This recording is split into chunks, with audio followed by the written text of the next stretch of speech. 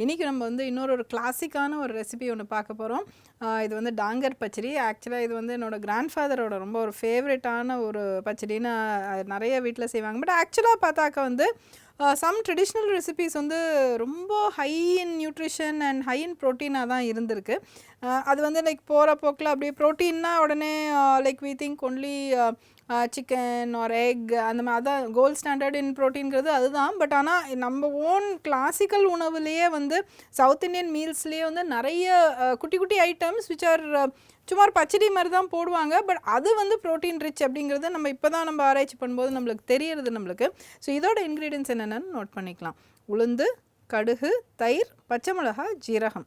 So இதுதான் இதுக்கு தேவையான இன்க்ரீடியன்ஸ். ரொம்ப சிம்பிளான recipe, but it's very tasty and இன்ஸ்டண்ட்டாக ரெடி ஆகக்கூடிய ஒரு ரெசிபி. இப்போ வந்து இதுக்கு உளுந்தை வந்து நம்ம ரோஸ்ட் பண்ணி எடுத்துக்கிறோம். நல்லா ட்ரை ஹீட்டில்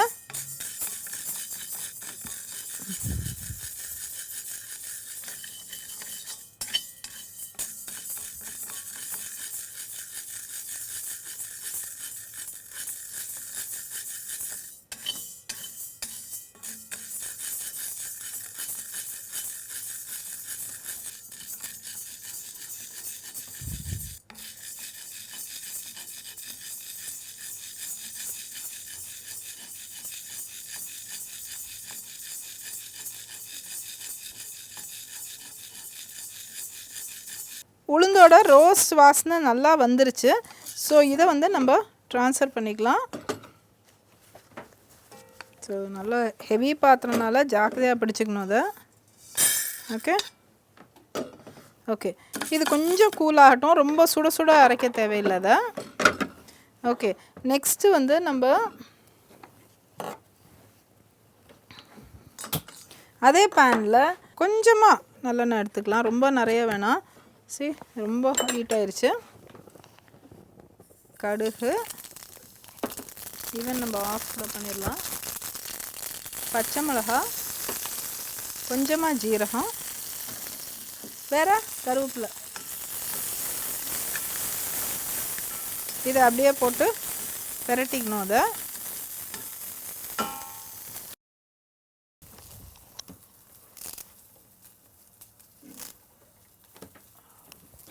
அண்ட் தென் கருவேப்பிலை. இந்த சூட்லேயே நம்ம வந்து பெருங்காயம் ஆட் பண்ணிடலாம்.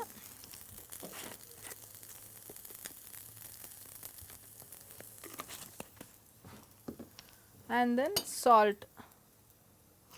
சால்ட் வந்து இந்த இதில் ஆட் பண்ணிக்கலாம். பட் நம்ம வந்து இது கட்டி கட்டியாக நிற்கக்கூடாது. இது ஃபுல்லாக கர்டில் அது மெல்ட் ஆகிருக்கணும். அது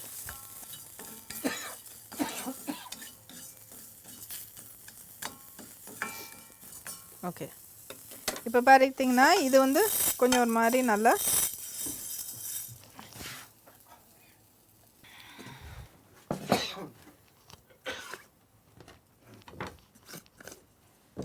இதை போட்டு நம்ம அரைச்சிடலாம்.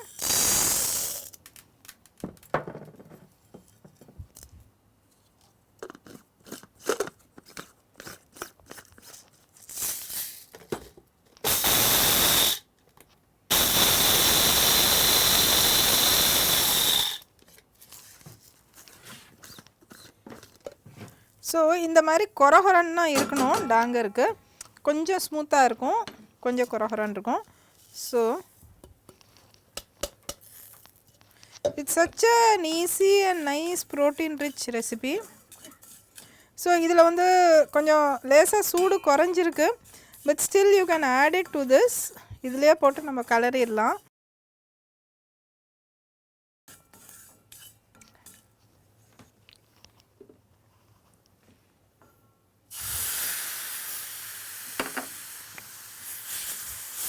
ஸோ இதை அப்படியே இதை கிளறிட்டோன்னா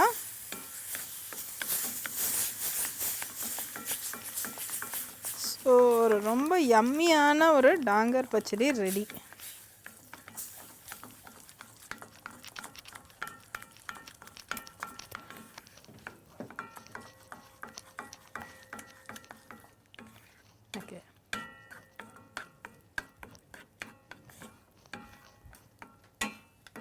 ஸோ இது பார்த்தீங்கன்னா இதுவும் ப்ரோட்டீன், உளுந்தும் ப்ரோட்டீன் உங்களுக்கு. ஓகே, இதை வந்து இப்படி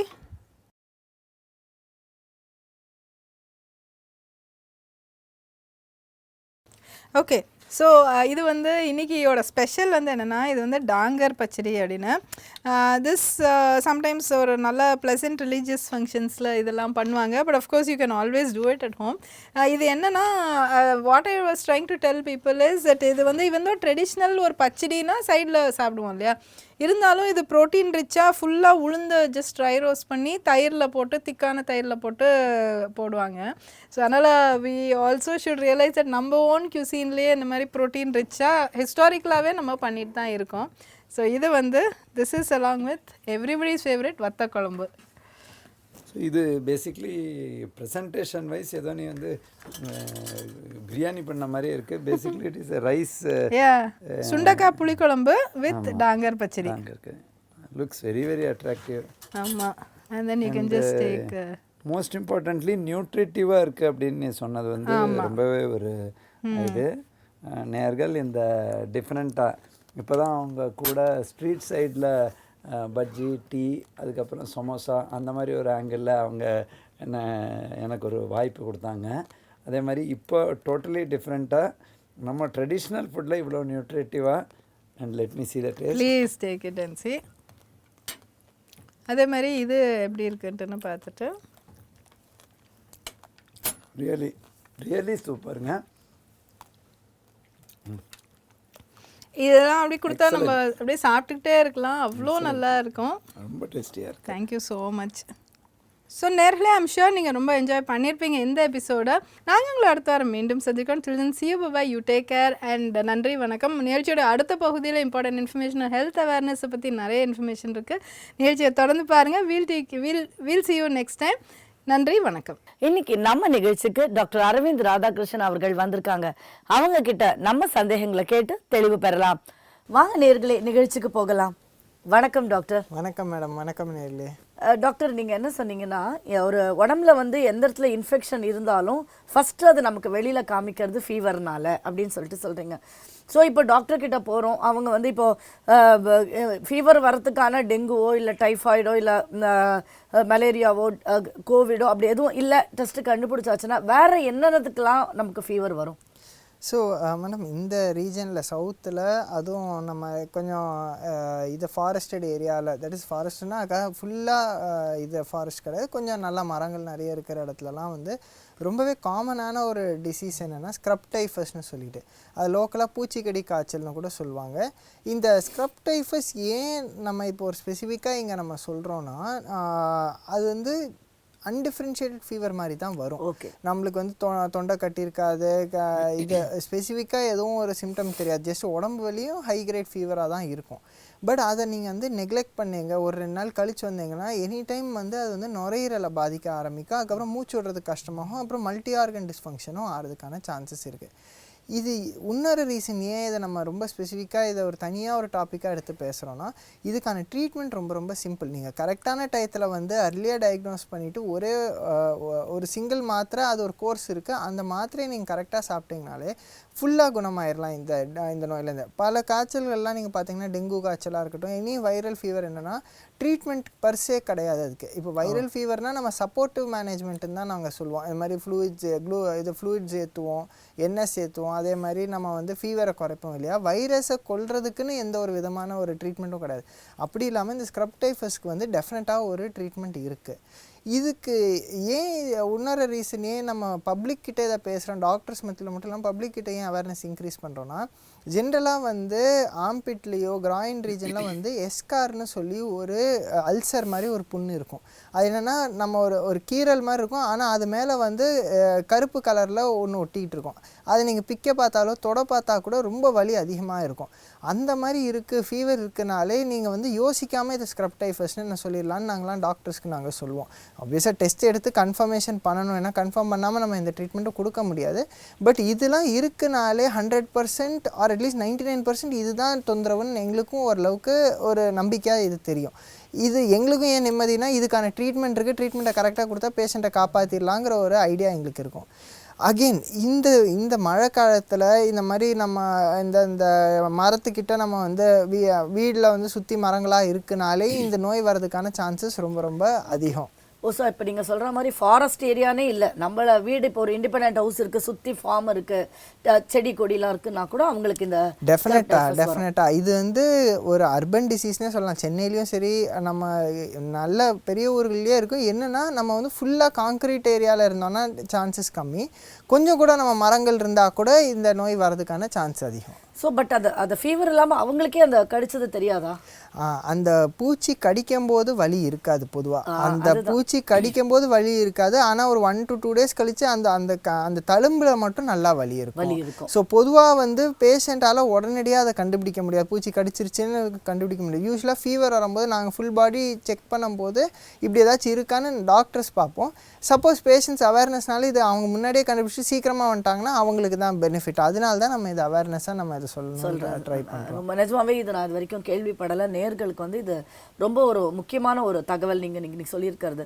டாக்டர் அதுக்கப்புறம் ட்ராபிக்கல் டிசீஸ் அப்படிங்கிறாங்களே, என்னது டாக்டர் அது?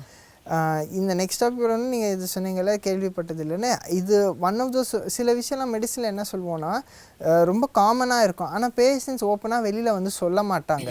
இப்போ எனக்கு ஒரு பூச்சிக்கடி காய்ச்சல் இருக்குதுன்னு ஓப்பனாக சொல்கிறதுக்கு ஒரு ஒரு கான்ஃபிடென்ஸ் இருக்கணும். அது நிறைய பேருக்கு இருக்காது. அவங்களுக்கு என்ன ட்ரீட்மெண்ட் ஆகிடுச்சு, நல்லா ஆகிட்டேன், இதோட விட்டுறலான்னு அவங்க பிளான் மைண்டில் இருக்கும். அதனால தான் நம்ம இதை ஓப்பனாக வந்து பேசுகிறது. ஏன்னா இது ரொம்ப காமனான ஒரு டிசீஸ், ரேர் டிசீஸ் கிடையாது. இது காமனான ஒரு டிசீஸு. பட் ஆனால் அவேர்னஸ் இருந்துச்சுன்னா இது இன்னும் இம்ப்ரூவ் பண்ணலாங்கிற ஒரு ஐடியா தான்.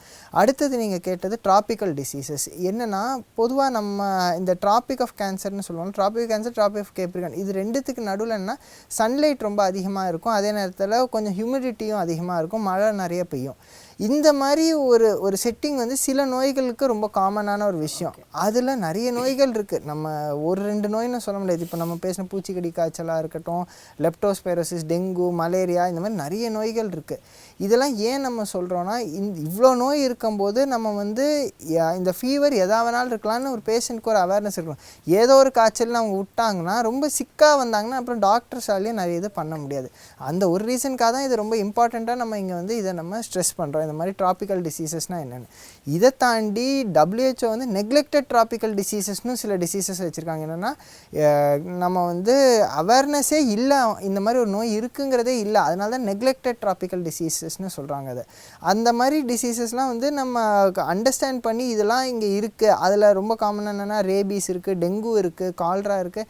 இதெல்லாம் வந்து பேஷண்ட் வந்து இருக்கலாம்னு அவங்களே ஒரு அவேர்னஸ் இருந்துச்சுன்னா அவங்க சீக்கிரமாக எங்ககிட்ட வருவாங்க. வந்தாங்கன்னா நாங்கள் ட்ரீட்மெண்ட் பண்ணுறதும் எங்களுக்கு இன்னும் ஈஸியராக இருக்கும். இல்லை இப்போ நீங்கள் சொன்ன உடனே இது இனிமேல் நெக்லெக்டட் ஆகாது. ஏன்னா நீங்கள் சொல்கிற மாதிரி பேஷண்ட்டே கொஞ்சம் அவேராக இருக்கணும், அவங்களுக்கு என்ன வந்திருக்கலாம்ங்கிறது தெரிஞ்சிருக்கணுங்கிறீங்க இல்லையா? ஆமாம் மேடம். ஏன்னா நிறைய தடவை நான் என்ன நோட்டீஸ் பண்ணியிருக்கேன்னா, ஒரு ஃபீவரோ இல்லைனா ஒரு உடம்பு வலினா ஏதோ ஒன்று நான் பார்த்துக்கலாம், 2 நாள் ட்ரை பண்ணி பார்க்கலாம் முடியுதான்னு சொல்லிட்டு வருவாங்க. அவங்களுக்கு அதுக்கப்புறம் நாங்கள் அட்மிஷன் போட்டு ட்ரீட்மெண்ட் பண்ணதுக்கப்புறம் என்ன சொல்லுவாங்கன்னா, இவர் இப்போ வந்தாலே அட்மிஷன் போட்டுறாரு, இல்லைனா இன்ஜெக்ஷன் போடுறாருன்னு சொல்லுவாங்க. அது வந்து 2 சைட்லையுமே நம்ம யோசிக்கணும். ஒன்று டாக்டர்ஸுமே வந்து கரெக்டான ட்ரீட்மெண்ட் பண்ணணும், தேவையான ட்ரீட்மெண்ட் பண்ணணும். ஆனால் நம்ம வந்து பேஷண்ட்ஸ் நம்ம லேட்டாக போனால் டாக்டர் என்ன பண்ண முடியும்? அவருக்கு மாத்திரை எழுதி கொடுத்து அனுப்புறதுல எந்த ஒரு இஷ்யூமே இல்லை. ஆனால் குணமானுங்கிறது பேஷண்ட்டுக்கு தானே, டாக்டருக்கு இல்லை. ஸோ அந்த மாதிரி நேரத்தில் வந்து அவங்க வந்து ஒரு கொஞ்சம் சீக்கிரமாக வந்தாங்கன்னா அது டெஃபினட்டாக ரொம்ப யூஸ்ஃபுல்லாக இருக்கும்.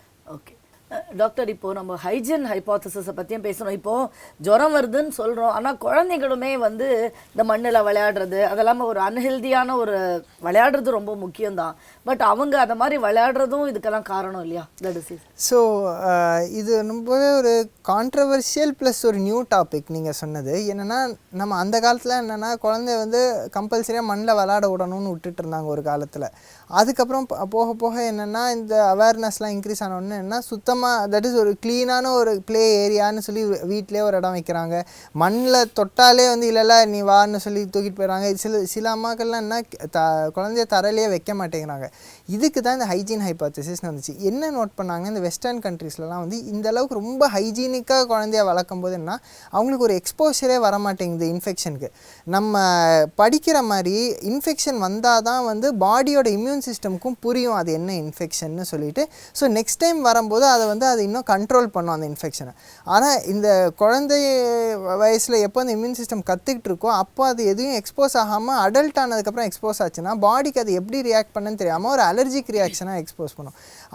இது எங்கேருந்து ஆரம்பிச்சிச்சுன்னா ஆஸ்துமாலேருந்து ஆரம்பிச்சிச்சு. என்னென்னா போலன் சாண்ட் அதெல்லாம் வந்து எக்ஸ்போஸே ஆகாத போது ஒரு அடல்ட் லைஃப்பில் சடனாக எக்ஸ்போஸ் ஆகும்போது ஒரு ஆஸ்துமா அட்டாக் மாதிரி வருதுன்னு சொல்லி கண்டுபிடிச்சாங்க. இது எக்ஸ்பேண்ட் ஆகி டோட்டலாக ஹைஜீன் ஹைபோதசிஸ்னு வந்துருச்சு.